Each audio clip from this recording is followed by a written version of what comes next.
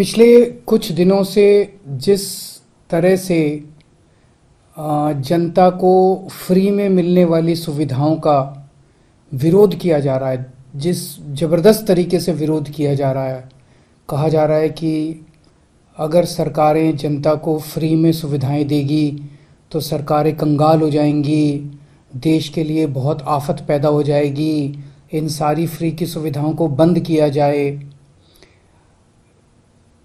इससे एक मन में शक पैदा होता है कि क्या केंद्र सरकार की आर्थिक हालत बहुत ज़्यादा कहीं ख़राब तो नहीं हो गई है। इतना ज़बरदस्त तरीके से विरोध क्यों किया जा रहा है। पिछले 70-75 साल से सरकारी स्कूलों के अंदर फ्री में शिक्षा मिलती आई है। पिछले 70-75 साल से सरकारी अस्पतालों में गरीबों को फ्री दवाइयाँ मिलती हैं, फ्री राशन हर महीने भेजा जाता है। अचानक ऐसा क्या हो गया कि इन सारी चीज़ों को बंद करने की, इन सारी चीज़ों को वापस लेने की, इन सारी चीज़ों के खिलाफ इतना ज़बरदस्त विरोध क्यों पैदा हो गया। केंद्र सरकार की आर्थिक हालत ठीक तो है। अभी थोड़े दिन पहले ये अग्निवीर स्कीम लेके आए, अग्निवीर योजना। अग्निवीर योजना जब लेके आए तो कहा गया कि अग्निवीर योजना लाने की ज़रूरत इसलिए पड़ी क्योंकि सैनिकों का जो पेंशन का खर्चा है, सैनिकों का जो पेंशन का बिल है, वो इतना ज़्यादा बढ़ गया है कि केंद्र सरकार उसको बर्दाश्त नहीं कर पा रही। आज़ादी के बाद से आज तक पहली बार ऐसा हुआ है कि कोई केंद्र सरकार ये कह रही है कि हमारे से सैनिकों की पेंशन का बिल बर्दाश्त नहीं कर किया जा रहा। आज तक कभी किसी सरकार ने ये नहीं कहा कि देश की सुरक्षा के लिए पैसे की कमी पड़ गई है। आज तक किसी सरकार ने ये नहीं कहा कि सैनिकों की पेंशन का पैसा हम नहीं दे पा रहे हैं। सैनिकों को पेंशन दे के हम एहसान नहीं करते। सैनिक हमारे ऊपर एहसान करते हैं जब वो बॉर्डर के ऊपर अपनी जान दांव पे लगाते हैं। ऐसा क्या हो गया केंद्र सरकार को कि केंद्र सरकार के ऊपर केंद्र सरकार अब सैनिकों के पेंशन की बिल भी, पेंशन सैनिकों का पेंशन भी देने की हालत में नहीं बची है, और उन्होंने उस पेंशन के बिल को ख़त्म करने के लिए अग्निवीर योजना लेके आए हैं। अभी कुछ दिन पहले कहा गया कि हर 5-5 साल में केंद्र सरकार केंद्रीय कर्मचारियों के लिए एक वेतन आयोग बनाती है। 8वां वेतन आयोग अभी बनने वाला था। 8वां वेतन आयोग, केंद्र सरकार ने कहा है कि अब हम 8वां वेतन आयोग नहीं बनाएंगे। 8वां वेतन आयोग क्यों नहीं, हर 10-10 साल में बनता है। 8वां वेतन आयोग क्यों नहीं बनाएंगे, कह रहे हैं कि हमारे पास पैसा नहीं है, पैसे की कमी है। केंद्र सरकार के पास अपने केंद्र के कर्मचारियों का वेतन बढ़ाने के लिए भी पैसा नहीं बचा। कहाँ गया केंद्र सरकार का सारा पैसा। ऐसा केंद्र सरकार की इतनी बुरी क्या हालत हो गई है कि केंद्र सरकार के पास अपने कर्मचारियों को जो हर बार बढ़ाया जाता था, वेतन आयोग बिठाया जाता था, वो भी नहीं बिठा रहे।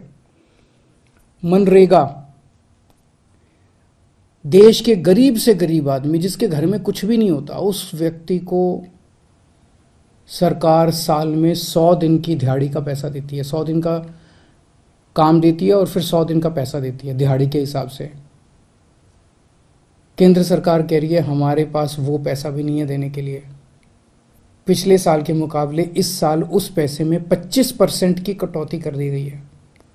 देश के सबसे गरीब, सबसे मजदूर आदमी, किसान मजदूर, रिमोट इलाकों में जो देश में रहते हैं, गांव में रहते हैं, वो लोग दिहाड़ी के हिसाब से साल में 100 दिन की दिहाड़ी करते थे और सरकार उनको गड्ढे खोदने का काम करते थे, कहीं कुछ सड़क बनाने का काम करते थे, उनको सरकार 100 दिन की दिहाड़ी दिया करती थी। उसमें भी कटौती कर दी गई है। सरकार कह रही है पैसा नहीं है। केंद्र सरकार जितना टैक्स इकट्ठा करती है देश भर से, उसमें से एक हिस्सा राज्यों को देती है।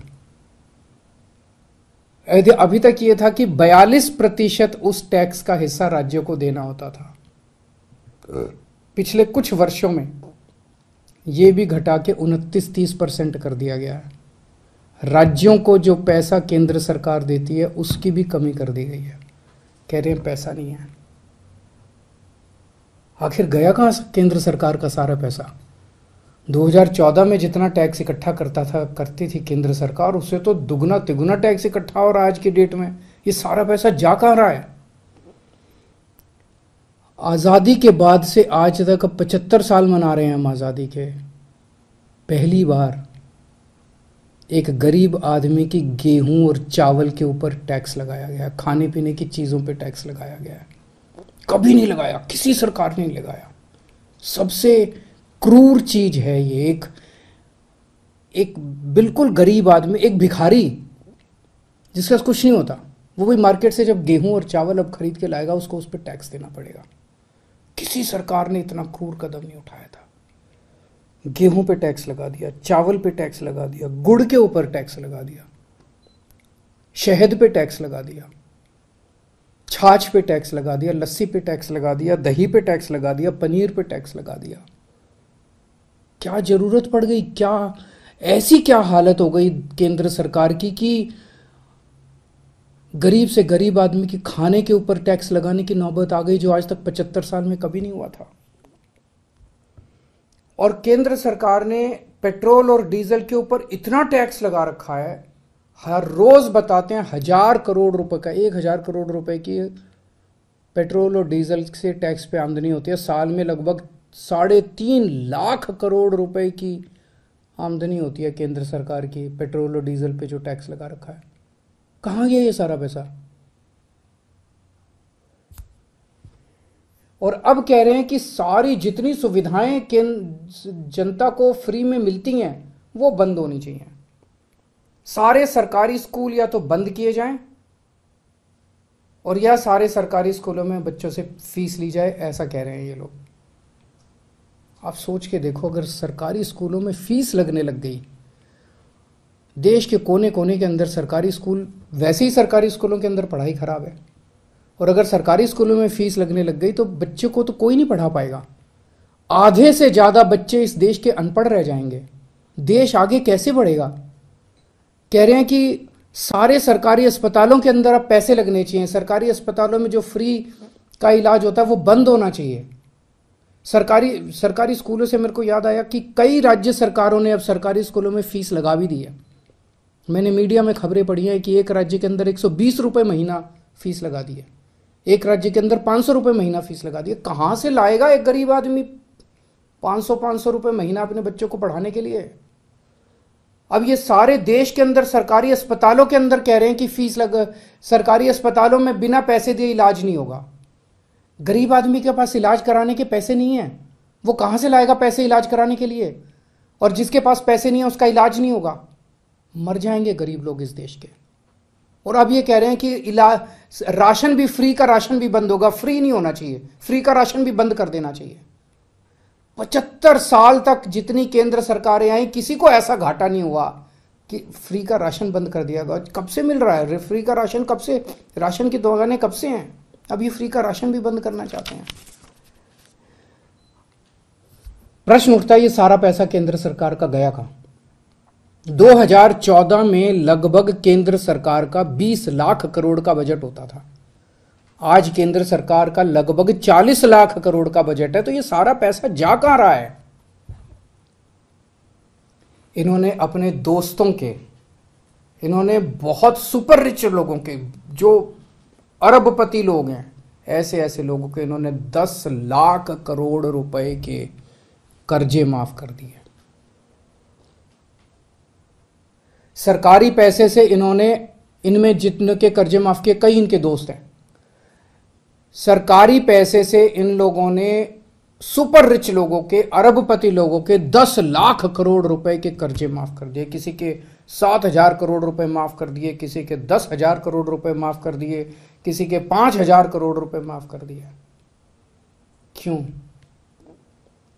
अगर ये कर्जे माफ नहीं किए जाते, इतने करोड़ों करोड़ों, हजारों लाखों करोड़ रुपए के अगर कर्जे माफ नहीं किए जाते, तो इनको खाने पीने की चीजों के ऊपर टैक्स लगाने की जरूरत नहीं पड़ती। अगर ये लाखों करोड़ों रुपए के कर्जे माफ नहीं किए जाते, तो आज इनके पास सेना के जवानों की पेंशन देने के लिए पैसे की कमी नहीं पड़ती। अगर इनको ये लाखों करोड़ रुपए के कर्जे नहीं दिए जाते, तो इस तरह की देश की हालत नहीं होती। एक और चीज पता चली है, अरबपति सुपर रिच लोगों के, इन्होंने बड़ी बड़ी कंपनियों के 5 लाख करोड़ रुपए का टैक्स माफ कर दिया। एक तरफ तो कर्जे माफ कर दिए और दूसरी तरफ इनसे जो टैक्स लेना था वो टैक्स माफ कर दिया। गरीब आदमी पे टैक्स लगा दिया। आपके गेहूं, आपके चावल, आपकी दही, आपकी छाछ, आपकी लस्सी, आपकी गुड़, आपकी शहद के ऊपर टैक्स लगा दिया। बड़े बड़े अमीर लोगों के 5 लाख करोड़ रुपए के पिछले कुछ सालों में 5 लाख करोड़ रुपए के इन्होंने टैक्स माफ कर दिए। इन्होंने छूट दे दी इनको। इस देश का आम नागरिक आज ठगा हुआ महसूस कर रहा है। इस देश का आम नागरिक आज धोखा महसूस कर रहा है। ऐसे देश आत्मनिर्भर कैसे बनेगा? ऐसे तो अपने देश के युवाओं का और बच्चों का भविष्य अंधकार में है। अगर ये देश कुछ चंद लोगों के लिए चलेगा, अगर सारा सरकारी पैसा कुछ चंद लोगों पे उड़ाया जाएगा, तो देश आगे कैसे बढ़ेगा?